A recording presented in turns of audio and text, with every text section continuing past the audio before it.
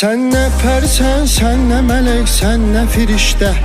Hikmet böyük Allah'ta, xeyir vardı her işte. Allah sen rüyada qonaq etsə behişdə. Heç vaxtı deməzsən ki bu dünya nə ləzzətdir. Heç vaxtı deməzsən ki bu dünya nə ləzzətdir. İnsan oyan artıq, niyə qəflətdə yatırsan? Allaha yaxınlaşsan əgər həqqə çatırsan. Məsum yaranırsan, sonra çirkabə batırsan. Gül bağına əkirsən, əməlindən tikan insan. Gül bağına əkirsən, əməlindən tikan insan. Vüsal Allahadırsa arzuların fərqi nədir?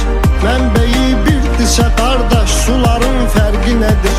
Biri şiyə, biri sünni, bunların fərqi nədir? Bir olaq, qardaş olaq, bağlayaq mübahisəni. Yetimə zülm eləmə, yandırar Allah səni.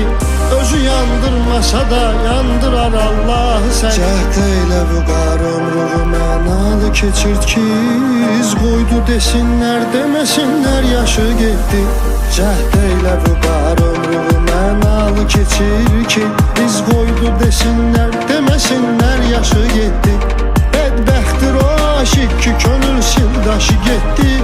Ömrün nədir mənası, ömür yoldaşı getdi. Bədbəxtdir o aşıq ki, könül sildaşı getdi. Ömrün nədir mənası, ömür yoldaşı getdi.